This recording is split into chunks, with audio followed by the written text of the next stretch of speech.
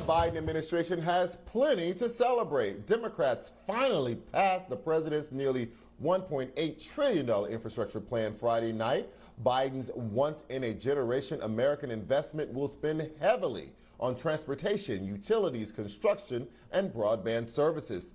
And it will create an estimated 11 million jobs over the next decade. During a press conference earlier today, the Transportation Secretary spoke about the opportunities the bill could present for millions of Americans. But what all of these investments have in common is that they will create jobs. Pipe fitters to replace those pipes, electricians to install those EV charging stations, auto workers to build the cars that plug into them. We need mechanics maintaining transit vehicles, drivers operating them, construction workers rebuilding those roads and bridges. While the bill's investments are primarily aimed at renovating and upgrading hard infrastructure like roads and bridges, there is hope that the investments will also spur economic prosperity. On Wall Street, industrial and material stocks, as well as infrastructure indexes, climbed to record highs today. With what will surely be a blizzard of government contracts, labor demands, and investment opportunities created by the bill, what will be the specific impact on Black America? Joining us to discuss is President of the National Urban League, Marc Morial. So, Marc, what do you think will be the net effect of this bill on Black America? Charles, thanks for having me. One thing this bill represents is a shift in priorities. Presidents for the last 20 years have talked about investing in infrastructure. But what the last 20 years have primarily been about have been tax cuts for the very wealthy, investments in wars, and infrastructure rebuilding in Iraq and Afghanistan. This is a shift in priorities. And so those 11 million jobs are going to take place in many urban communities because public transit is impacted, airports are impacted, water systems are impacted, utility grids are impacted. And Black America has an opportunity for both jobs and also business opportunities. But Charles, we're gonna have to hold unions accountable, cities, states, and federal agencies accountable, big construction companies accountable to make sure that these opportunities don't bypass Black America. So how do we do that? You know, part of this will be direct federal government spending, but that'll probably be only a portion of it. A lot of this money will be sent down to the states, which will then send it down to regional and local level, and they will dole out individual contracts to people. How do you make sure that as the money gets passed down and down and down, that Black people continue to get a fair shake at those contracts, at those jobs, at those opportunities that all of this money will represent? It starts by making sure in the grant agreements that the Department of Transportation and other agencies will sign with cities and ports and airports and states that those mandates are in the grant agreement. It will require when these contracts are bid by cities and states and airports and port authorities that those bid documents include requirements for, if you will, hiring of Black and brown and disadvantaged workers, and require that contracts go to Black and brown and Asian and indigenous owned businesses.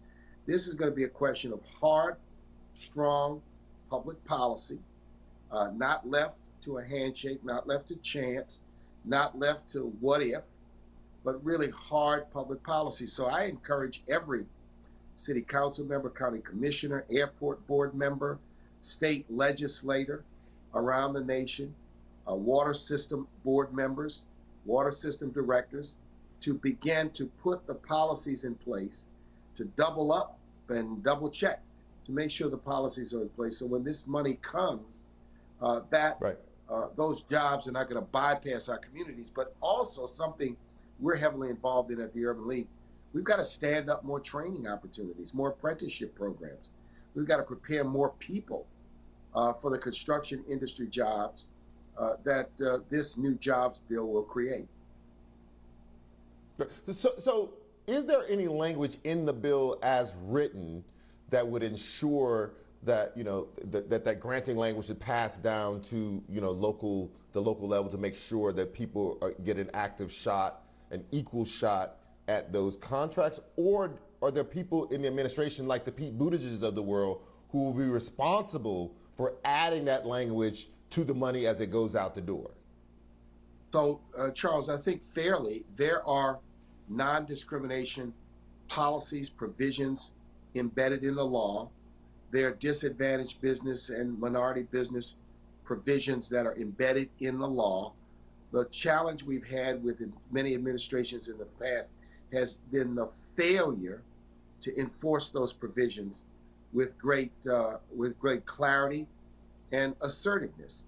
And so we're going to be looking for the Biden administration, consistent with the president's executive order, to hold all grantees, cities, states, port authorities, airport boards, and the contractors that will be hired to do the work accountable, and for there to be some transparency. So we will be meeting tomorrow with a group of organizations, Black organizations, that focus on economic policy to discuss this very thing.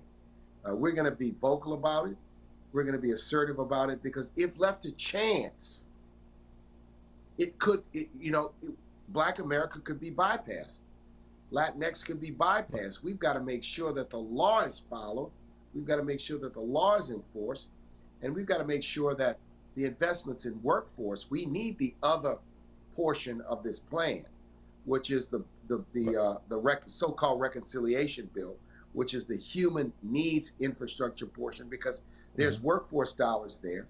And those workforce dollars are sorely needed to prepare this next generation of construction workers, men and women, next generation of welders, electricians, plumbers, carpenters, pipe fitters. Mark, let me and you could go across. Let me squeeze in and ask you a political question. I have about a little bit over a minute left here. I'm going to ask you a political question. How does the Biden administration fully take credit for this? This is going to be stretched out over 10 years. There's some shovel-ready, supposedly shovel-ready projects. Pete Buttigieg says he has a stack on his desk. Digitally, he has a backlog in his computer of projects that are just waiting for funding and approval and money. But you and I both know that's not going to happen right away. These 11 million jobs will be created over the 10 years, just like they said. So some of them will be created 5 years out from now, 6 years out from now. And every local representative, including the Republicans who voted against this bill, will be out every time a shovel goes in the ground to take credit for whatever's happening in their district, in their state.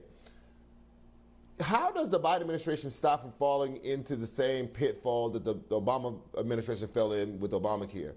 People loved it. Number one, they've got to get on the road. They just didn't attribute it to them. They've got to get on the road and tell their story. The president and the vice president have to get on the road and take credit. The people have to see the projects being started. They've got to see the pilings being driven. They've got to see the pipe being laid. They've got to see the changes taking place on a local level in the neighborhoods and the communities where they live. And Pete Buttigieg and the other members of the cabinet have to create a sense of urgency and emergency about getting this bill implemented. But I'd like to see the president and the vice president traveling the country, big cities, small towns, talking about this, educating people about this, and reminding people that Tea Party and Trumpism and their disinvestment policies and their zeal to invest in the rich, their zeal to invest in the military only, meant we've had 20 years of disinvestment in our infrastructure. And that's why this is so needed. That message has to be told. We are playing catch up as a nation. We're trying to catch up with Western Europe, and also trying to catch up with many places in Asia that have been investing for the last 20 years in their infrastructure. So this is what is needed. You've got to get out there, tell your story, and yes, take some credit for the hard work you put in to get this bill passed. Marc Morial, thank you so much for joining us tonight, sir. I really appreciate it, as always.